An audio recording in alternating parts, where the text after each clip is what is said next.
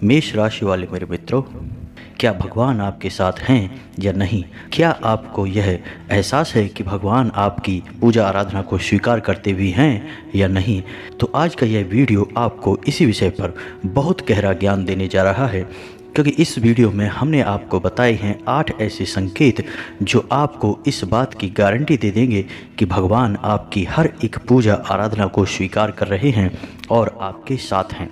और इन 8 संकेतों में आखिरी के 3 संकेत तो ऐसे हैं जिनके बारे में आपने सपने में भी कभी सोचा नहीं होगा। जी हाँ दोस्तों, तो बने रहिए हमारे साथ इस वीडियो में। यह वीडियो बेहद ज्ञानवर्धक है और आपकी आंखें खोलने वाला है। जी हाँ दोस्तों, आपके मन के हर एक शक को यह वीडियो दूर कर देगा, क्योंकि इस वीडियो को बहुत गहरे अध्ययनों के बाद तैयार किया गया है। जी हाँ दोस्तों, आज के इस समय में पूजा पाठ तो हर इंसान करता ही है, और हमने यह भी सुन रखा है कि भगवान तो भाव के भूखे होते हैं, उन्हें दिखावेबाजी से कोई मतलब नहीं होता है। लेकिन क्या आज की इस भागदौड़ भरी ज़िंदगी में हमारा भाव सच्चा है भी, या हम भी कहीं ना कहीं जाने अनजाने दिखावेबाजी के चक्कर में पड़ चुके हैं, जिससे हमारी हर एक भक्ति पूजा आराधना भगवान तक पहुंच ही नहीं पा रही है? तो ऐसे में हमें यह बात जानना बहुत आवश्यक है कि हमारी पूजा आराधना में कहीं कोई सुधार की आवश्यकता है या नहीं है। क्या हमारी पूजा आराधना हमारे इष्ट तक पहुंच भी रही है या नहीं है? तो ऐसे में इस वीडियो में बताई गई बातें आपके लिए बहुत महत्वपूर्ण होने जा रही हैं। जी हाँ दोस्तों, यदि वीडियो में बताए गए संकेत आपके जीवन में, आपकी पूजा आराधना में दिखाई नहीं देते हैं, तो आप कुछ सुधार कर सकते हैं और विचार करके अपनी पूजा आराधना की पद्धति को और अपने मन के भावों को बदल सकते हैं। इस तरह आप भगवान से सीधे जुड़ जाएंगे, और जो इंसान भगवान से जुड़ जाता है वह इस संसार में फिर परेशान नहीं होता है। तो दोस्तों, बने रहिए वीडियो में हमारे साथ। वीडियो की शुरुआत करते हैं, लेकिन इससे पहले आपसे एक निवेदन है कि पूरे भक्ति भाव के साथ कमेंट में जय माँ भद्रकाली अवश्य लिखें, और यदि चैनल पर पहली बार आए हैं तो चैनल को सब्सक्राइब करना ना भूलें। हम आपके लिए ऐसे ही ज्ञानवर्धक वीडियोज़ हमेशा लाते रहते हैं। तो चलिए दोस्तों, वीडियो की शुरुआत करते हैं। तो दोस्तों, जब आप पूजा पाठ की शुरुआत करते हैं तो शुरू में तो कुछ भी नहीं होता है, लेकिन जब आपका भाव गहरा होता जाता है और आप नियम संयम के साथ इस पूजा आराधना के कार्य को करते हैं, तो धीरे धीरे आपके व्यक्तित्व में बदलाव होने लगता है। जी हाँ दोस्तों, यही इस बात का पहला संकेत भी होता है। इंसान के व्यक्तित्व में परिवर्तन होने लगता है। जी हाँ दोस्तों, इंसान के ऊपर फिर जीवन की किसी भी परिस्थिति का प्रभाव होना कम हो जाता है। उसे अच्छे बुरे का फर्क स्पष्ट दिखाई देने लगता है, और उसका स्वभाव गंभीर हो जाता है और वह शांत होने लगता है। जी हाँ दोस्तों, यह पहला संकेत है, लेकिन यह संकेत बहुत शुरुआती है और अक्सर सभी लोगों के साथ ऐसा होता ही है। तो अब बात करते हैं दूसरे संकेत की। दोस्तों, जब हम पूजा आराधना को बढ़ाने लगते हैं, अपने इष्ट से जुड़ने लगते हैं, तो फिर हमें इष्ट किसी न किसी रूप में संकेत देते हैं कि वे हमसे भी जुड़ना चाहते हैं, और सबसे मजबूत संकेत होते हैं हमारे सपने।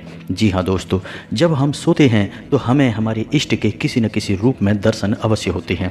जैसे यदि हम हनुमान जी की पूजा करते हैं तो हमें हनुमान जी का मंदिर दिखाई देता है, गदा दिखाई देती है, या फिर बंदर दिखाई देते हैं। जी हाँ दोस्तों, उसी प्रकार यदि हम भगवान भोलेनाथ की पूजा आराधना करते हैं तो हमें सांप दिखाई दे सकता है, त्रिशूल दिखाई दे सकता है, शिवलिंग दिखाई दे सकता है। किसी न किसी रूप में भगवान आपसे जुड़ने का प्रयास करते हैं और संकेत देते हैं कि अब भगवान आपके जीवन में प्रवेश कर चुके हैं। जी हाँ दोस्तों, और इनमें भी सबसे अच्छी बात यह होती है कि आप दूसरे प्रकार के सपने सुबह याद नहीं रख पाते हैं, लेकिन इन सपनों को आप सुबह स्पष्ट रूप से याद रख पाएंगे, क्योंकि ये सपने ईश्वर की प्रेरणा से आते हैं। जी हाँ दोस्तों, इसी प्रकार अब बात करते हैं तीसरे संकेत की। तो तीसरा संकेत आपकी पूजा आराधना की गहराई को दर्शाता है। जी हाँ दोस्तों, जैसे जब आप पूजा आराधना करने के लिए बैठते हैं तो आपको उबासी आने लगती है, नींद आने लगती है। जी हाँ दोस्तों, और यह नींद कोई साधारण नींद नहीं होती है, यह बहुत तीव्र नींद होती है। लेकिन दोस्तों, हम आपको बता दें कि हमारे अध्यात्म में इसे नींद नहीं कहा जाता है, इसे तंद्रा कहा जाता है। जी हाँ दोस्तों, क्योंकि इस नींद में आप अपने होश नहीं खोते हैं। आप जो जाप कर रहे हैं वह लगातार चलता रहता है, आप जिसका भी नाम ले रहे हैं वह लगातार चलता रहता है, तब भी आप बेहोशी की अवस्था में पहुंचने लगते हैं। इसे तंद्रा कहते हैं। यह बहुत बड़ा संकेत है। जी हाँ दोस्तों, इसी के साथ साथ कभी कभार आपके रोंगटे भी खड़े होने लगते हैं। जी हाँ दोस्तों, यह भी बहुत मजबूत संकेत है कि ईश्वर अब आपकी बात सुन रही हैं, अब आपके साथ हैं। जी हाँ दोस्तों, इसी प्रकार अब बात करेंगे चौथे संकेत की। तो चौथा संकेत आपके मन की गहराई को, गहरे भावों को दर्शाता है। ऐसा होता है कि कभी कभार आप पूजा करने बैठे और आप भक्ति भाव में इतने लीन हो जाते हैं कि आपकी आंखों से आंसू चलने लगते हैं। जी हाँ दोस्तों, यह बहुत गहरा संकेत है कि अब आपका हृदय ईश्वर से जुड़ चुका है और ईश्वर ने आपकी हर एक भक्ति और हर एक पूजा आराधना को स्वीकार कर लिया है, जिसका साक्ष्य होता है आपकी आंखों से निकलने वाले आंसू। जी हाँ दोस्तों, और आपको इस दौरान यह भी याद रखना होगा कि यदि आपके जीवन में चौथा संकेत दिखाई देता है तो आप समझ जाइए कि आप ईश्वर की भक्ति में और गहरे उतर चुके हैं और ईश्वर भी आप में रुचि ले रहे हैं। इसी प्रकार दोस्तों, अब बात करते हैं पांचवें संकेत की, जो कि बहुत महत्वपूर्ण है। तो कभी कभी ऐसा होता है कि जब आप भगवान की भक्ति में बहुत अधिक डूब जाते हैं तो फिर ऐसा होता है कि आप जब एकांत में आंख मूंद कर लेटे हैं तो आपको अचानक मंदिर की घंटियां सुनाई देने लग जाएं। जी हाँ दोस्तों, चाहे वह पूजा आरती का समय हो या ना हो, लेकिन आपको मंदिर की घंटियां सुनाई देने लगती हैं। जी हाँ दोस्तों, यह बहुत मजबूत संकेत है। इसी के साथ साथ दोस्तों, कभी कभार ऐसा भी होता है कि आप एकांत में लेटे हैं और ईश्वर का ध्यान कर रहे हैं, तभी आपको सुगंध आने लग जाए। जी हाँ दोस्तों, विशेष प्रकार की अच्छी मनोहारी सुगंध आपको आने लगे, यह भी बहुत मजबूत संकेत है कि ईश्वर की सकारात्मक ऊर्जा आपके आसपास ही है। जी हाँ दोस्तों, अब बात करते हैं छठे संकेत की। छठवां संकेत बहुत ही खास है और यह आपको बहुत मजबूत संकेत देगा कि ईश्वर आपके साथ हैं। तो कभी कभार ऐसा होगा कि आप मंदिर जाएंगे और चाहे कितनी ही भीड़ मंदिर में क्यों ना हो, लेकिन पुजारी को कुछ ऐसी ईश्वरीय प्रेरणा प्राप्त होगी कि भगवान पर चढ़ा हुआ फूल वो आपको दे देंगे। जी हाँ दोस्तों, यह कभी कभार आपके साथ निश्चित ही होगा जब आप भगवान की भक्ति सच्चे मन से करेंगे और भक्ति में डूबते चले जाएंगे। यह स्पष्ट संकेत होगा कि ईश्वर अब आपके साथ हैं। ईश्वर के आपके साथ होने का बहुत बड़ा प्रमाण है। अब बात करते हैं सातवें संकेत की। तो सातवें संकेत में कुछ संख्याएं अनायास ही, अचानक ही आपके सामने आती रहेंगी। जैसे आप कहीं जा रहे हैं तो आपको कुछ नंबर हमेशा दिखाई देंगे, बार बार वो रिपीट होंगे। और वो अंक कौन से होंगे? 1, 3, 6, 9 और 11। जी हाँ दोस्तों, अगर ये संख्याएं बार बार आपकी नज़रों के सामने आती हैं तो आप समझ जाइए कि अब सकारात्मक ऊर्जा ने आपको चारों तरफ से घेर लिया है।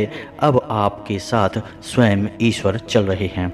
यह बहुत ही मजबूत संकेत है क्योंकि ये अंक ईश्वर की सकारात्मक ऊर्जा को प्रदर्शित करते हैं। जी हाँ दोस्तों, इसी के साथ साथ दोस्तों, अब आठवां और सबसे महत्वपूर्ण संकेत कि जब भी आप पूरे भक्ति भाव के साथ ईश्वर की पूजा आराधना करते हैं तो आपके मन से डर निकल जाता है। जी हाँ दोस्तों, और आपको किसी भी परिस्थिति से, किसी भी इंसान से, भूत प्रेत या किसी भी जगह से डर लगना बंद हो जाता है।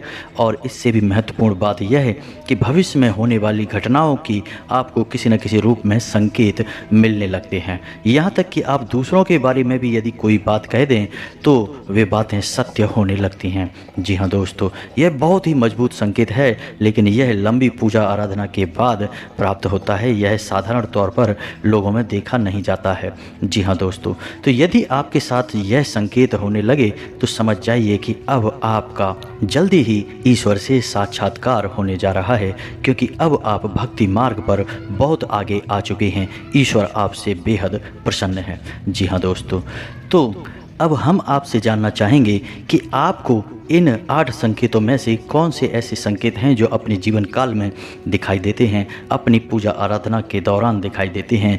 और यदि आपको इनमें से कोई संकेत दिखाई देते हैं तो आप कमेंट करके हमें अवश्य सूचित करें दोस्तों। हमें आपके कमेंट का इंतज़ार रहता है। और यदि आपके मन में अपने जीवन काल को लेकर, अपनी ग्रह दशा, अपनी परिस्थिति को लेकर कोई सवाल है तो आप कमेंट करें। हम आपके कमेंट को पढ़कर सही जवाब देने की पूरी कोशिश करते हैं। तो दोस्तों, उम्मीद है वीडियो में दी गई जानकारी आपके लिए लाभप्रद होगी। आप इसका फ़ायदा उठा पाएंगे, अपने जीवन में कहीं ना कहीं इसे उपयोग कर पाएंगे। इसी के साथ आज का वीडियो समाप्त करते हैं। कमेंट में पूरे भक्तिभाव के साथ जय माँ भद्रकाली लिखना ना भूलें। मिलते हैं अगले ज्ञानवर्धक वीडियो में, तब तक के लिए धन्यवाद।